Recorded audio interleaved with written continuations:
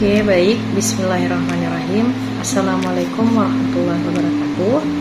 Perkenalkan, nama saya Nuraiman Atika dengan NIM 202101010476, Fakultas Tarbiyah dan Ilmu Keguruan dengan program studi Pendidikan Guru Madrasah Ibtidaiyah. Di sini saya akan menjelaskan tentang konsep ilmu pengetahuan dan teknologi iptek dan pengaruhnya terhadap kehidupan masyarakat. Adapun yang pertama, konsep iptek dan peranannya dalam kehidupan masyarakat. Konsep iptek dan masyarakat, perubahan teknologi dalam kehidupan masyarakat, peranan iptek dalam masyarakat, iptek dan daya kemampuan masyarakat. Yang kedua, pengembangan iptek dan pengaruhnya bagi kehidupan masyarakat. Pengembangan iptek untuk mewujudkan masyarakat yang mandiri, pentingnya memasyarakatkan iptek, pengaruh perkembangan iptek terhadap kehidupan masyarakat, pentingnya alih teknologi, proses alih teknologi, problem atau hambatan dari alih teknologi. Adapun pengertian dari pengetahuan dan teknologi merupakan pengalaman yang bermakna dalam setiap diri manusia yang tumbuh sejak dilahirkan. Oleh karena itu, manusia yang normal sudah pasti memiliki pengetahuan.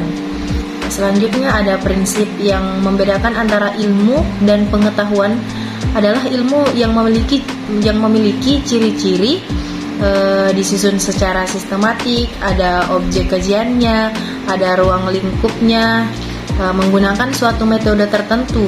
Dalam pengetahuan, ciri-ciri tersebut tidak ada. Ilmu pengetahuan merupakan kumpulan fakta-fakta dan aturan-aturan yang ada hubungannya antara satu dengan lainnya. Selanjutnya, perubahan teknologi. Menurut Lewis Henry Morgan, sebagaimana dikemukakan oleh Winata Putra 2003, sesuai dengan perkembangan pemikiran manusia, maka teknologi juga mengalami perubahan, yaitu zaman liar bawah, yaitu sejak manusia ada di permukaan bumi sampai ia mengenal bahasa. Yang kedua, zaman liar tengah, yaitu manusia ditandai dengan adanya kemampuan membuat api, dan berakhir dengan adanya kemampuan manusia membuat busur dan panah. Lalu yang ketiga, zaman liar, ditandai dengan mulai membuat busur dan panah sampai menemukan peralatan terbikar. Yang keempat, zaman beradab bawah, memulai dari manusia mampu membuat tembikar sampai mengenal budidaya tumbuhan dan pemeliharaan binatang ternak. Yang ketiga, zaman beradab tengah, mulai dari mengenal budidaya tanaman dan binatang ternak sampai kemampuan bertani secara menetap dan mengenal sistem irigasi. Yang keenam, ada zaman beradab atas, mulai dari membuat irigasi, yang berarti pula sudah mengenal pengolahan besi sampai mengenal alfabet. Zaman peradaban ditandai dengan penggunaan bahasa, tulisan, dan pencetakan sampai sekarang. Selanjutnya ada peranan iptek terhadap masyarakat. Perkembangan teknologi tidak lepas dari kehidupan manusia, seperti sudah dijelaskan di atas bahwa teknologi sama tuannya dengan kehidupan manusia itu sendiri. Berarti tidak mungkin teknologi berkembang tanpa adanya manusia, namun teknologi mempunyai peran yang sangat besar dalam kehidupan manusia. Lebih jelasnya Anda dapat mengikuti uraian sebagai berikut. Yang pertama, interaksi antara masyarakat dan teknologi. Kedua, otonomi yang diduga memiliki teknologi. Yang ketiga, hubungan teknologi dengan pendidikan. Yang keempat, ada kualitas kehidupan, melihat masalah-masalah yang dihadapi masyarakat Indonesia pada masa yang akan datang. Menurut Tarsis Tarmuji 1991, ada 3 macam teknologi yang harus dibina dan dikembangkan, antara lain teknologi maju, teknologi adaptif, dan teknologi protektif.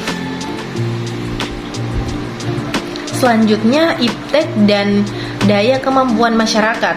Ilmu pengetahuan merupakan kumpulan fakta-fakta dan aturan-aturan yang ada hubungannya satu dengan lainnya. Ilmu pengetahuan yang sangat penting artinya bagi kehidupan manusia, karena dengan ilmu pengetahuan masyarakat dapat mengembangkan dan daya kemampuannya yang dimiliki. Pengembangan ilmu pengetahuan selalu diikuti oleh kemajuan teknologi. Perkembangan ilmu pengetahuan dan teknologi iptek yang begitu cepat menimbulkan perkembangan-perkembangan di bidang sosial. Misalnya pengaruh penemuan radio mempunyai efek kepada lapangan rekreasi, pendidikan, transportasi, agama, pertanian, dan ekonomi. Pengaruh penemuan baru tersebut biasanya diikuti oleh penemuan-penemuan baru lainnya. Teknologi yang bertujuan untuk kesejahteraan manusia kadang-kadang justru menimbulkan malapetaka bagi manusianya sendiri maupun lingkungan sekitarnya. Hal ini disebabkan karena kemajuan teknologi tidak diiringi oleh kesiapan masyarakat atau pendukungnya. Adapun pengembangan iptek untuk mewujudkan masyarakat maju dan mandiri, menurut Rahardi Ramelan 2007, dipandang dari sudut budaya, perkembangan iptek suatu masyarakat atau suatu bangsa dapat dijelaskan dalam hubungannya dengan faktor-faktor sebagai berikut: konstelasi nilai-nilai dalam masyarakat atau bangsa dan komitmen masyarakat secara keseluruhan yang menyalurkan motivasi untuk mendukung, meyakini, atau menerapkan iptek dalam berbagai tingkatan maupun jenis penggunaannya. Kemampuan sistem iptek nasional dan memasarkan hasil-hasil penelitiannya serta mendorong penerapannya secara efisien dan efektif dalam seluruh aspek kehidupan. Struktur lembaga-lembaga yang bergerak di bidang iptek yang menjabatani proses kreatif dan inovatif penelitiannya. Selanjutnya, memasyarakatkan ilmu pengetahuan dan teknologi iptek. Gelombang kemajuan iptek di beberapa bidang seperti transportasi, komunikasi, informasi, dan energi telah banyak membawa perubahan pada kehidupan dan gaya hidup manusia yang lebih dinamis. Kemajuan teknologi transportasi misalnya memungkinkan manusia senantiasa berada dalam mobilitas yang tinggi, bergerak dari satu tempat ke tempat yang lain, dan frekuensi tinggi, tampak dunia semakin sempit. Selanjutnya, masalah-masalah perkembangan iptek. Sejalan dengan perkembangan iptek yang sangat cepat, juga dihadapkan pada banyak masalah. Masalah tersebut diantara lain, yang pertama, kebijakan yang sesuai dengan perkembangan iptek. Perlu dipikirkan strategi yang tepat. Yang selanjutnya, sektor produksi, ragam kegiatan dan penelitian pengembangannya. Selanjutnya, pengaruh perkembangan iptek terhadap kehidupan masyarakat. Hasil teknologi telah masuk dalam kehidupan masyarakat sehari-hari sedemikian rupa sehingga orang menganggapnya bahwa teknologi sebagai suatu hal yang biasa saja. Orang tidak lagi mempertanyakan kapan dan bagaimana suatu alat untuk pertama kali ditemukan, dan bagaimana alat tersebut sampai dapat bekerja dan digunakan. Beberapa contoh hasil teknologi yang telah membantu manusia untuk memudahkan kehidupannya antara lain perkembangan alat transportasi darat, laut maupun udara yang semula berfungsi sebagai pengangkut barang dan manusia secara tidak langsung juga membawa informasi perkembangan jalan sebagai prasarana dan transportasi sebagai sarananya. Selain dapat mendekatkan jarak, juga dapat memecahkan masalah daerah terpencil. Jalan dan transportasi dapat menjadi urat nadi perekonomian dalam proses distribusi barang. Selanjutnya, alih teknologi. Salah satu prasyarat terjadinya kemajuan teknologi atau alih teknologi dalam negara yang sedang berkembang adalah terjadinya pertumbuhan ekonomi yang cukup tinggi. Indonesia dalam kurun waktu 25 tahun terakhir ini sebetulnya mengalami angka pertumbuhan ekonomi yang relatif tinggi, dan diperkirakan tahun mendatang tingkat pertumbuhan ekonomi itu makin berkisar pada angka 7%. Ini membuktikan bahwa arus penanaman modal domestik maupun asing masih cukup menggembirakan. Tidak dapat dibantah bahwa perangkat Undang-Undang PMA, Undang-Undang Nomor 1 Tahun 1967 beserta semua perangkat deregulasi yang menunjangnya telah bekerja cukup efisien, meski penanaman modal yang terjadi di Indonesia masih di bawah negara Cina dan Thailand. Namun realitas itu masih cukup menggembirakan.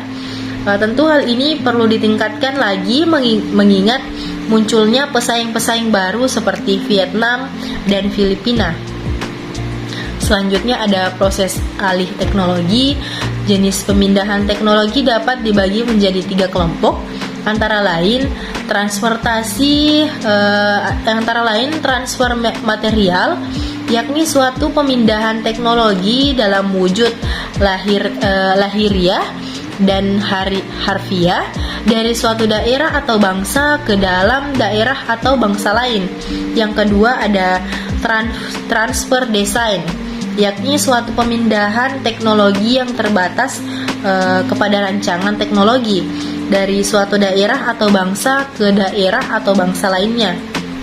Yang ketiga ada transfer kemampuan, yakni suatu pemindahan keterampilan dan bukan dalam bentuk jasmaniah atau rancangan. Selanjutnya ada problem alih teknologi. Problem alih teknologi berkaitan dengan berbagai aspek, yang paling utama adalah segi ekonomi. Namun aspek ini yang terkait adalah justru mencakup berbagai aspek yang berada di dalam teknologi itu sendiri, seperti jenis teknologi, tingkat kemampuan, harga, syarat, perjanjian ahli teknologi, dan karena teknologinya didatangkan dari luar negeri, dari pemiliknya, yaitu perusahaan modal asing kepada pihak negara, penerima modal asing teknologi di dalam negeri, maka aspek internasionalnya berkaitan. Karena itulah maka banyak permasalahannya sehingga menjadi perhatian badan-badan internasional.